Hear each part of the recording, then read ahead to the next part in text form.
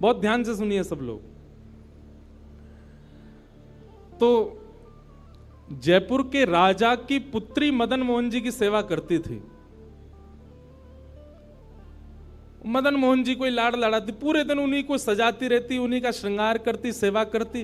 राजा स्वयं गोविंद देव जी की सेवा करते और उनकी जो पत्नी थी वो गोपीनाथ जी, मतलब पूरा परिवार ही तीनों ठाकुर की सेवा करते थे। अलग अलग भवन में, अलग अलग महलों में ठाकुर जी विराजते थे। तो राजा की पुत्री का विवाह हुआ करौली राजस्थान में, जहां मदन मोहन जी अभी विराजते हैं। तो राजा की पुत्री का जब विवाह हुआ तो पुत्री से राजा ने कहा, बिटिया ये बताओ तुम्हारा विवाह है, तुमको हम दहेज में क्या दें? वैसे तो हमने सब दिया, लेकिन फिर भी तुम्हारी कोई इच्छा हो तो मांगो। उसने कहा, पिताजी मुझे सबसे ज्यादा प्रेम श्री मदन मोहन जी से है।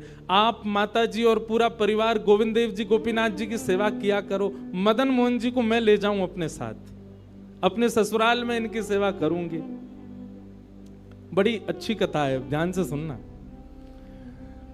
राजा रोने लगा, अपनी पुत्री के चरणों में सर झुका के बोला, मुझे क्षमा कर दे पुत्री, तू जो मांगेगी सो दूंगा, पर ये मेरे हृदय है, मैं इनको नहीं दे सकता। मैं वृंदावन से मुगलों से बचा करके इनको लेके आया हूं।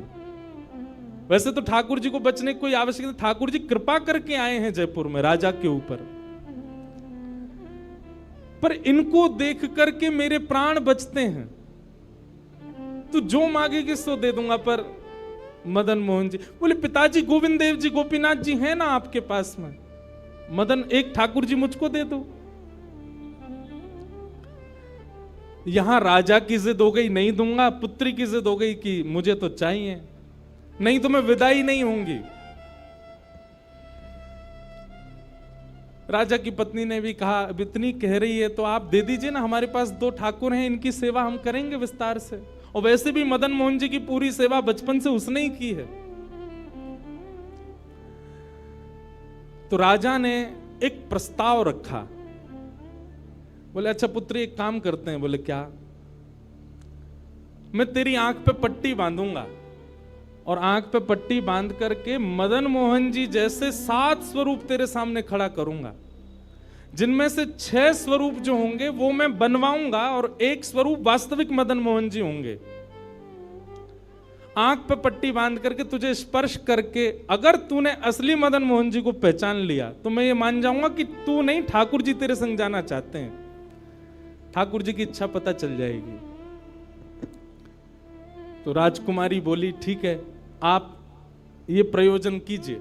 राजा ने महाराज कारीगरों को बुलवाया और मदन मोहन जी के डिट्टो कॉपी 6 स्वरूप बनवाए और 6 स्वरूप बनवा करके मदन मोहन जी सहित 7 स्वरूपों को खड़ा किया। पुत्री के आंख पर पट्टी बांध दी, एक जैसा इत्र, एक जैसी पोशाक, एक जैसा मुकुट, एक जैसा श्रृंगार, सब कुछ बिल्कुल एक जैसा।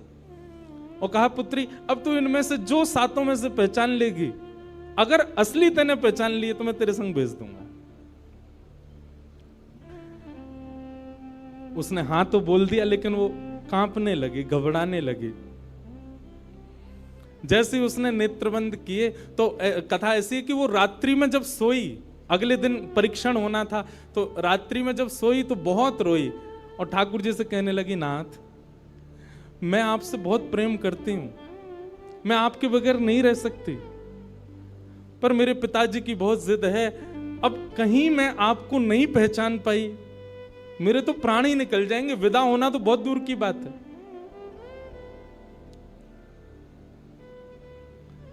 रुदन करते करते करते करते, बंधुओं एक मेरी बात बहुत ध्यान से सुनिएगा, कभी ठाकुर जी के विरह में यदि आपके अश्रु नहीं आए हैं ना, तो अभी आप भक्ति के भाव से बहुत दूर हो।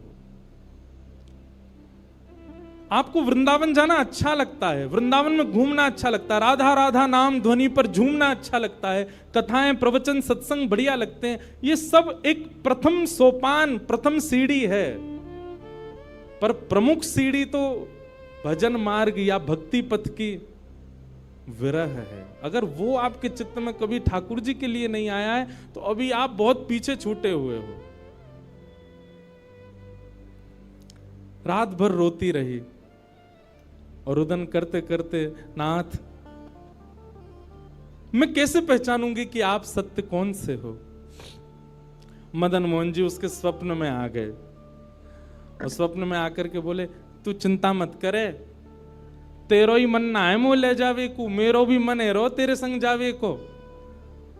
अरे जे सब मेरी सेवा तो करें, पर तेरी जैसी सेवा तो कोई करेगा ना, मेरो भी बड़ो मन है तेरे संग चलवे को। तो उसने कहा, तो नाथ कुछ कृपा तो करो। बोले हाँ मैं एक काम करूंगा। बोले कहा, तू सबरे स्वरूपन को जब स्पर्श करेगी ना, तो असली मदन मोहन जो मैं हूं, तू मेरे हाथन को स्पर्श करियो। तो हाथ कैसे? ऐसे। ठाकुर जी त्रिभंग लली ठाकुर जी हैं, तो ठाकुर जी बोले तू मेरे हाथन को स्पर्श करियो, तो जितने मेरे अन्य स्वरूप हैं 6 वो तो ऐसे ही रहेंगे, लेकिन जैसे ही तू वास्तविक मेरे सामने आवेगी, सो मैं अपनी इकन्नी उंगली उठा दूंगा, अपनी कोने वाली उंगली उठा दूंगा।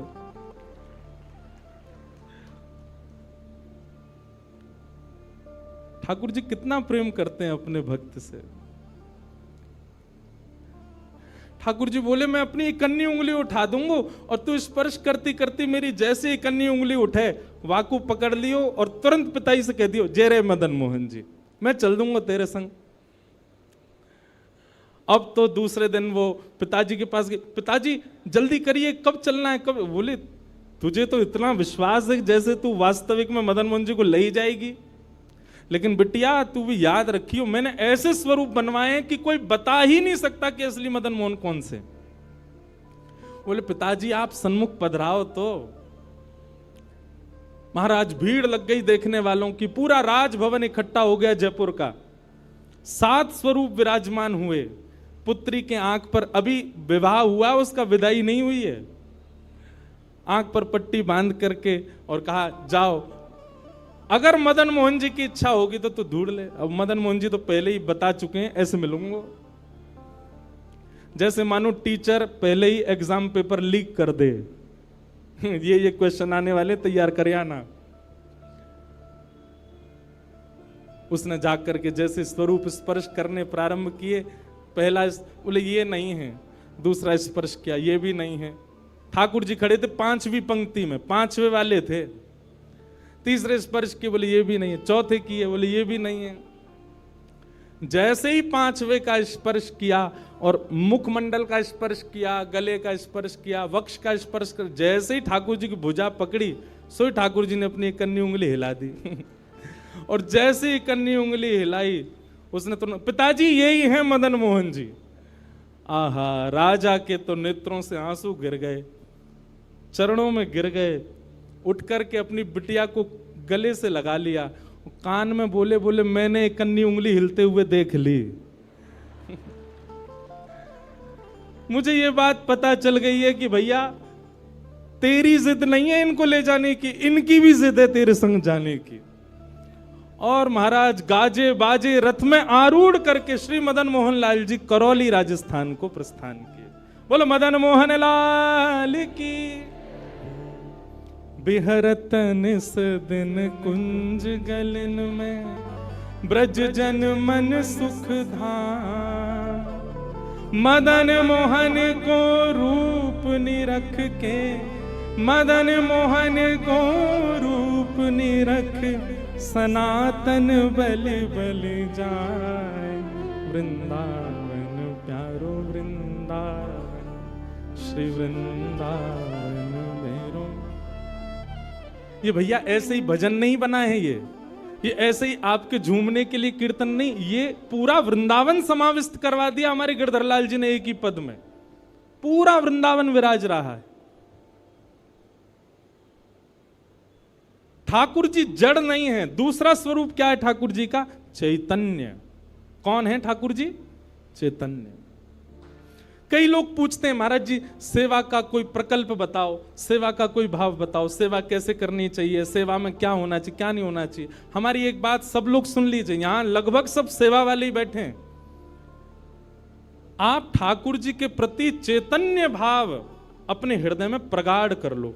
चैतन्य भाव प्रगाढ़ मतलब ये कोई पाषाण नहीं है, ये कोई प्रतिमा नहीं है, ये कोई धातु नहीं है, साक्षात वृंदावन चंद मेरे घर पर विराज रहे हैं, ये विश्वास आप अपने चित्त में प्रगाढ़ कर लीजिए। बस आपके जिस दिन ये विश्वास प्रगाढ़ हो गया, अपने आप आपको सेवा सीखनी, किसी से पूछनी नहीं, अपने आप करने लग जाओगे। अरे मां को नहीं बताना पड़ता पुत्र की सेवा कैसे होती है, पत्नी को नहीं सिखाना पड़ता पति को कैसे पूछना है। सारे संबंध हम अपने आप सीख लेते हैं। तो ठाकुर जी से जो हमारा प्रेम भाव है, उसके लिए हमको पूछना क्यों पड़ता है कि कैसे करें, भोग कैसे लगाएं, सुलाएं कैसे, ये कैसे करें। शास्त्रीय बात पीछे है, पहले आप प्रेम भाव में तो आओ। ठाकुर जी अपने आप सिखा देंगे अपनी सेवा कैसे करनी।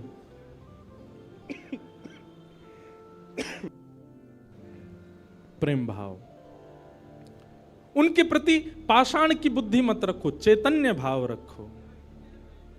जैसे आपके चित्त में चैतन्य भाव आया कि ये तो चलते फिरते उठते बैठते सब करते हैं, केवल मेरे सामने ऐसे खड़े हो जाते हैं मूर्तिमंत होकर के, मानो ये ठाकुर जी मुझसे कह रहे हैं कि तू अपनो इतनो प्रेम मोको प्रदान कर कि मैं चलन लगूं, मैं फिरन लगूं।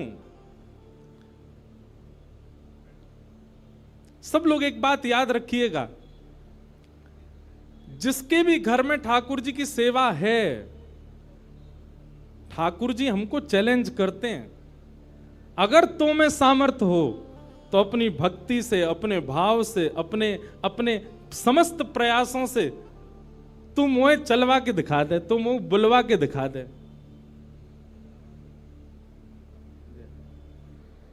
बोलो गंगा मैया की जय। वापस प्रस्थान कर जाओ। महाराज जी हरिद्वार को प्रस्थान कर रहे हैं, महाराज जी के श्री चरणों में बार। हाँ आऊंगा महाराज जी, मैं दिसंबर में आऊंगा जल्दी। बोलो गंगा मैया की जय। मैं क्या कह रहा था, ठाकुर जी हम आप सबको एक चैलेंज देके रखें कि तो में यदि सामर्थ्य हो, मुझे बुलवा के दिखाए दे, मुझे चलवा के दिखाए दे, मुझसे कोई लीला करवा के दिखा दे। मैं तो ऐसे ही बैठा रहूंगा लड्डू गोपाल बने, तेरे प्रेम में सामर्थ्य हो तो तू करवाए ले। जिस दिन ठाकुर जी हमारे घर आ जाते हैं, उसी दिन से हमारी एक चैलेंज हमारे ऊपर आ जाता है। हम में सामर्थ्य हो, ठाकुर जी बोल के दिखा दें, ठाकुर जी कुछ करके दिखाएं। लेकिन हमको भी संतुष्टि है, ऐसे हैं तो ऐसे ही बैठे रहें, हमको लगता है ऐसे ही रहें, इससे ज्यादा कुछ करें नहीं। इसलिए ठाकुर जी को भी लगता है जब इसके चित्त में ही भाव नहीं है तो मैं और लीला क्यों ही करूं। चैतन्य भाव चित्त में लाओ। जैसे एक बालक जन्म लेता है तो माँ और पिता प्रतीक्षा करते हैं, अब ये कब बोलेगा, माँ कब बोलेगा, पापा कब बोलेगा, ये चलना कब सीखेगा, ये स्कूल कैसे जाएगा, ये बड़ा होकर के जॉब करेगा, बिजनेस आदि आदि सब भाव। ऐसे एक सेवक साधक के चित्त में भी अपने ठाकुर जी के प्रति भावना होनी चाहिए, ये बोलेंगे कब। हम एक बधाई गाते हैं ना नंदोत्सव में, उस बधाई में एक पंक्ति गाते हैं, धन्य घड़ी जब होए यशोदा मैया कह के बोले, नूपुर बांध दो चरणन में घुट मन डोले, नूपुर बांध दो चरणन में घुट मन डोले, पकड़े बाबा की उंगरिया तेरो ललना जुग जुग जीवेरी यशोदा मैया तेरो ललना। स्वामी जी हरिदास जी जब सेवा करते थे ना, तो ठाकुर जी बिहारी जी ऐसे ही नहीं रहते थे जैसे हमको दिख रहे हैं। स्वामी जी जैसे ही कपाट करते थे, सोई बिहारी जी बैठ जाते थे, बंसी सब नीचे करके हाथ सीधे कर लेते। मैं तो हार गयो पूरे दिन खड़े खड़े। स्वामी जी तुम बार बार पर्दा करते रहे करो, इसीलिए बिहारी जी में बार बार पर्दा आता। क्यों? ठाकुर जी उतनी देर बैठ लेते हैं, क्यों? खड़े खड़े थक गए। बहुत भाव है पर्दा के, पर एक भाव यह भी है। तो स्वामी जी को अनुभव होता है, तो इसका मतलब क्या है? ठाकुर जी लीला करते हैं, पर अब क्यों नहीं कर रहे? हमारे भीतर स्वामी जी जैसा भाव नहीं है। श्री हरिराम व्यास जी के विराज रहे ठाकुर जी, बाबा के ठीक पीछे जुगल किशोर जी। मुंह को तो रूप देख के ही पता चल जाए कौन से ठाकुर जी हैं। जुगल किशोर जी, इनके चरित्र में आता है कि एक बार कोई साधक वंशी दे गया, और वंशी देख करके बोला हरिराम व्यास जी, जुगल किशोर जी को वंशी पधरा देना, नई सोने की वंशी है।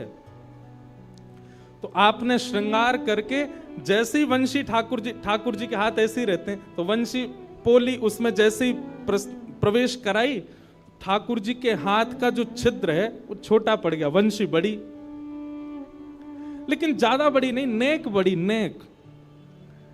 तो व्यास जी ने थोड़ा श्रम किया, थोड़ा जोर लगाया कि वंशी कैसे भीतर जाए।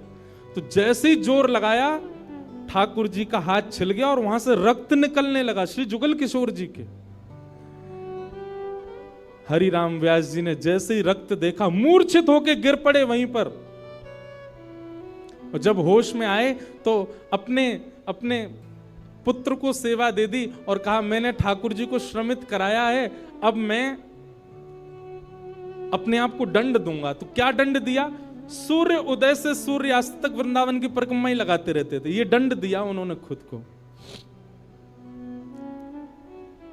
पहला दिन था दंड का। एक बात सुनिएगा, इन आचार्यों के चरित्र से ना कुछ कुछ सीखा कीजिए। आपकी सेवा में आपसे कोई अपराध बनता है, आपसे कोई गलती हो जाती है, आपसे कोई दोष बन जाता है, तो उसके लिए आप जाकर के पूछते हैं, हमसे अपराध हो गया, हम क्या करें? पूछिए मत, स्वयं को अपने आप ही दंड उत्सव मना लीजिए। और दंड उत्सव क्या है?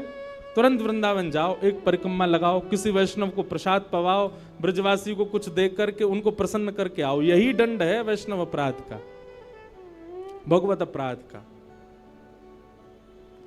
तो श्री हरिराम व्यास जी वृंदावन में भ्रमण करते रहे, परिक्रमा लगाते रहे। परिक्रमा करके रात्रि में जैसे ही लौट करके आए, बहुत सावधानी से सुनो, तो शयन का दर्शन करने जब गए, तो शयन के दर्शन में आपने क्या देखा कि जुगल किशोर जी ने स्वर्ण की वंशी धारण कर रखी, वही वंशी जो सुबह वो पधराना चाह रहे थे। उन्होंने अपने पुत्र को बुलाया, पुत्र को बुला के बोले, ये वंशी सुबह ठाकुर जी के हाथ में नहीं आ रही थी, अभी कैसे धारण हो गई? बोले, पता नहीं पिताजी, आप तो चले गए थे, मैंने वंशी उठा करके धारण कराई, ठाकुर जी ने धारण कर ली। हरिराम व्यास जी ने जैसे ही वंशी निकाल करके देखी, तो क्या पाया? ठाकुर जी ने अपना हाथ ही बड़ा कर लिया वंशी धारण करने के लिए, उनके लिए। अब ताली से काम नहीं चले, हमारे ठाकुर जी करते हैं ऐसे? क्यों नहीं करते? और हम संतुष्ट क्यों हो जाते हैं? जैसी सेवा है उससे हमको प्रसन्नता क्यों हो जाती है? नहीं। ये इस बात का प्रमाण है कि कहीं ना कहीं हमारी भक्ति में, हमारे भाव में, हमारे प्रेम में अभी वो स्तर नहीं आया कि ठाकुर जी उसको स्वीकार कर लें। इसलिए भैया, सबसे पहली बात भक्ति में, सेवा में सबसे पहला प्रकार, ठाकुर जी को आप चैतन्य मानो। वो जड़ नहीं है, वो पीतल के नहीं है, वो अष्टधातु के नहीं है, वो मार्बल के नहीं है, वो साक्षात ठाकुर जी हैं, वो साक्षात चैतन्य है। उनके प्रति चैतन्य बुद्धि आपने धारण कर ली, अपने आप ठाकुर जी अपने आप लीलाएं कराना प्रारंभ कर देंगे। मुझको राधा रमण कर दो वैसा, मुझको राधा, नित्य की प्रार्थना होनी चाहिए ठाकुर जी से। रटू में तेरा नाम, यूं आठों याम, रटू में तेरा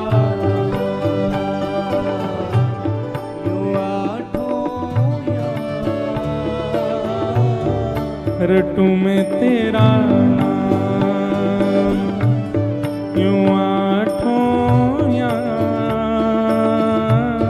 रटू में तेरा नाम,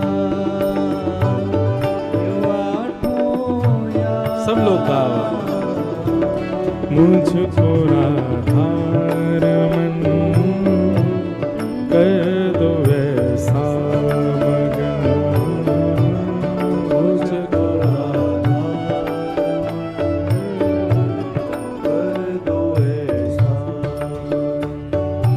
हो करुणा निधान मुझ पे कृपा कर रीजिए, करुणा निधान मुझ पे कृपा कर रीजिए, करुणा निधान मुझ पे कृपा कर रीजिए।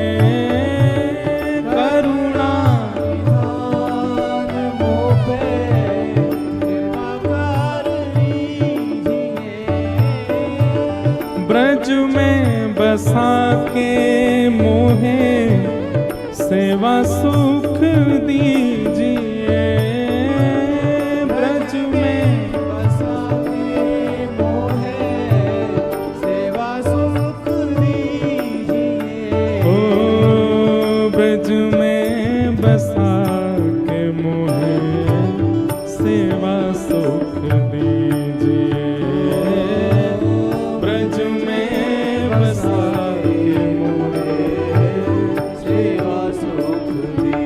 और प्रेम से भर दो मन गाऊं तेरे भजन, प्रेम से भर दो मन गाऊं तेरे भजन। ओ रटूं मैं तेरा नाम यूं आठों याम, रटूं मैं तेरा नाम यूं आठों याम, मुझको राधारमन कर दो ऐसा मगन, मुझको राधारमन कर दो ऐसा। श्री राधारमण लाल की।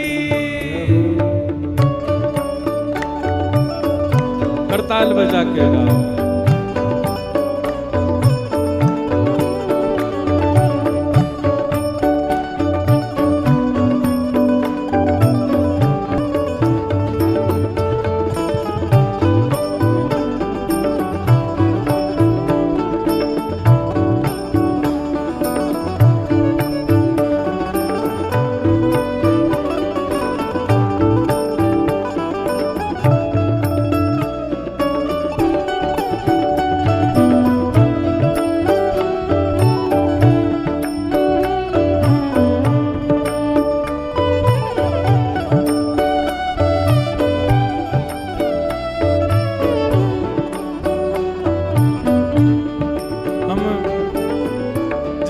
पर चर्चा कर रहे हैं कि ठाकुर जी को चैतन्य मानो, वे पाषाण नहीं है, वे पाषाण तो हमारे लिए बनकर के खड़े हैं कि तू अपने प्रेम से मुझे चैतन्य बना। वो चैतन्य ही हैं और उसी भाव की पूर्ति इस पद के दूसरे भाव में, दूसरे अंतरे में होती है। भाव से गाओ सब लोग। भाव भरे भूषणों से आपको सजाऊं मैं, भाव भरे भूषणों से आपको सजाऊं मैं, भाव भरे भूषणों से आपको सजाऊं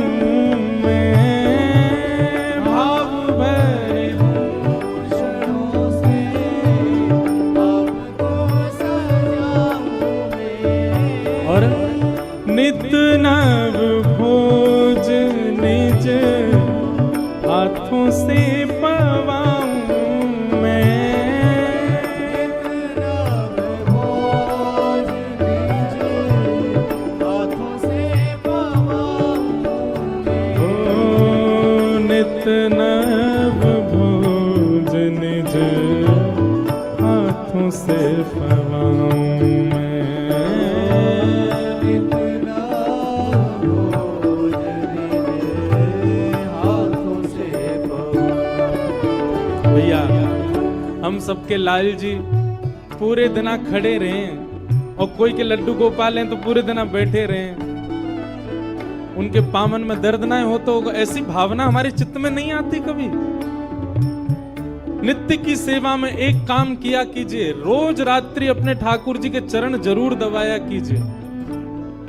सिंथेटिक नहीं पर असली वाला इत्र मंगाइए, थोड़ा महंगा आएगा, मंगवाओ ठाकुर जी की सेवा के लिए, और चरणों में इत्र लगा करके और फिर बड़े धीमे धीमे उंगलियों से। अच्छा एक बात और है, हमारे पुष्टि मार्ग के आचार्य कहते हैं ठाकुर जी की सेवा में अंगूठा का प्रयोग नहीं होना चाहिए। क्यों? कहीं भी जोर लगाना होता है हम अंगूठा का ही प्रयोग करते हैं, और ठाकुर जी की सेवा में अगर आप अंगूठा लगाते हो ठाकुर जी को पीड़ा होती होगी, लग जाती होगी, इसलिए उंगलियों से सेवा का ही निधान होना चाहिए। कहीं उठा करके भी रखें तो अंगूठा से ठाकुर जी को बड़े आराम से स्पर्श करना चाहिए। शास्त्र हमारे आचार्य तो ऐसा कहते हैं कि अगर आपने अंगूठा का प्रयोग किया भी है तो श्रृंगार के बाद ठाकुर जी का एक अलग से भोग लगाओ। किस बात का? श्रम भोग। ठाकुर जी आपको दर्द हो गया होगा, हमने अंगूठा से दबाया आपको, इसलिए मंदिरों में श्रम भोग आता है। बेचारो बहुत हमारो ठाकुर वृंदावन को बड़ो हल्को सो नेक में हार जाए, नेक जोरते सर दबाए दो, हाथ दबाए दो, पांव दबाए, थक जाए इतने में तो श्रम भोग लाओ। नित्य रात्रि में ठाकुर जी को शयन से पहले चरणों में इत्र जरूर सेवा किया करो। श्रृंगार कोई कर जाए, भोग कोई बनावे, पर रात्रि शयन तो सेवक को स्वयं कराने चाहिए।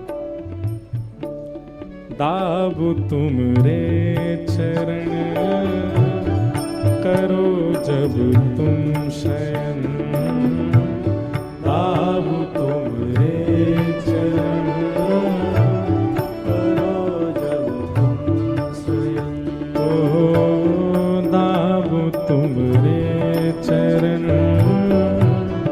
करो जब तुम शयन, दाबु तुमरे चरण करो जब तुम स्वयं।